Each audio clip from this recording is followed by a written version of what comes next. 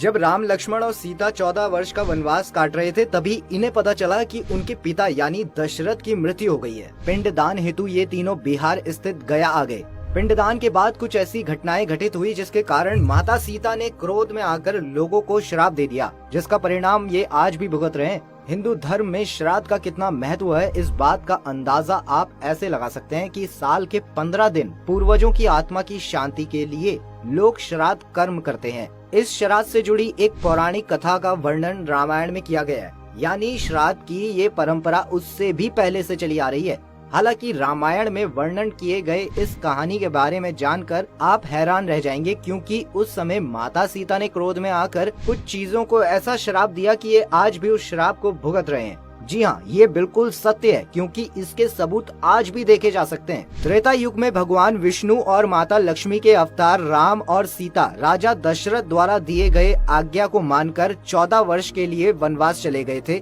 जैसा आपने रामायण में देखा और सुना। इनके साथ ही लक्ष्मण जी भी आए। वनवास में रहते हुए उन्हें ये खबर मिली कि उनके पिता यानी राजा दशरथ का देहांत हो गया है। इस खबर को सुनकर तीनों ही बेहद दुखी हो गए, लेकिन आज्ञा का पालन करते हुए अयोध्या वापस नहीं आए। वनवास में रहते हुए ही अपने कर्तव्यों को इन्होंने निभाना जरूरी समझा। वनवास में रहते हुए भी कर्तव्य निभाना उतना ही जरूरी था, और ये कर्तव्य था पिंडदान अर्थात श्राद्ध का। मृत्यु के कुछ दिनों बाद पिंडदान हेतु ये तीनों बिहार स्थित गया पहुँचे। अब माता सीता ने भगवान श्री राम और लक्ष्मण से पिंडदान की सामग्री लाने को कहा, ताकि पिंडदान किया जा सके।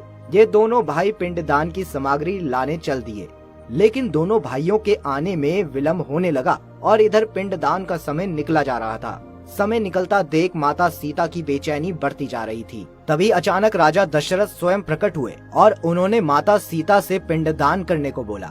उन्होंने कहा कि उन्हें भूख लगी है। तब माता सीता ने उत्तर दिया कि उन्हें उनके पुत्रों के आने तक प्रतीक्षा करनी होगी, क्योंकि वो पिंडदान की सामग्री लाने गए हैं। जब वो सामग्री लेकर आएंगे तभी उन्हें चावल और तिल के पिंड बनाकर दान कर सकेंगे। लेकिन दशरथ ने इंतजार करने से इनकार कर दिया और माता सीता से फाल्गु नदी के किनारे के रेत से पिंड बनाकर दान करने के लिए बोले। उस समय जो वहाँ 5 साक्षी अर्थात माता सीता को पिंड करते हुए देख रहे थे, वो क्रमशः अक्षय वट अर्थात वट का वृक्ष, फाल्गु नदी, गाय, तुलसी का पौधा और एक ब्राह्मण। हालांकि कुछ कथाओं में साक्षी के रूप में कौवे का भी नाम आता है। जब श्री राम और लक्ष्मण जी सामग्री के साथ लौटकर वापस उस जगह पर आते हैं और पिंड दान के बारे में माता सीता से पूछते हैं, तो समय के महत्व को बताते हुए माता सीता ने कहा कि मैंने पिंड दान कर दिया है।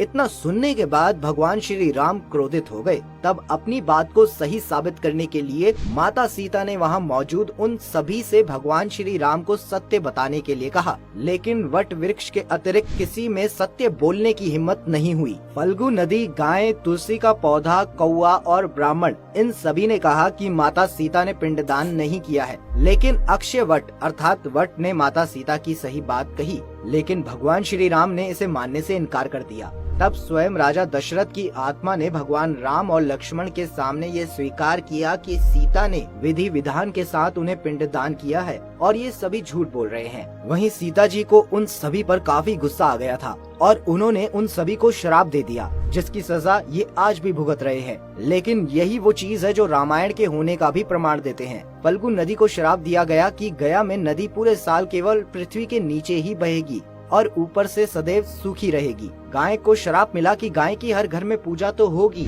लेकिन फिर भी उसे घर घर जाकर झूठा भोजन खाना पड़ेगा। तुलसी को श्राप मिला कि गया में कोई भी तुलसी का पौधा ही नहीं होगा। ब्राह्मण को श्राप मिला कि गया के ब्राह्मण कभी जीवन में संतुष्ट नहीं होंगे और सदैव दरिद्रता में ही जिएंगे। यहाँ तक कि कौवे को अकेला भूखा रहना और समूह में लड़ झगड़ कर खाने का श्राप दिया गया। और अंत में माता सीता ने वट वृक्ष को वरदान दिया कि जो भी गया में पिंडदान करने के लिए आएगा वो वट वृक्ष को भी पिंडदान करेगा और इसकी पूजा करेगा। अब इसमें तो कोई शक नहीं है कि ये सभी आज भी माता सीता द्वारा दिए गए श्राप को भुगत रहे हैं। लेकिन इसके साथ ही इससे रामायण की वास्तविकता अर्थात सच होने का भी पता चलता है। तो दोस्तों, इस तरह सीता माता का श्राप वहाँ उपस्थित 4 साक्षी आज भी उस श्राप को भोग रहे हैं।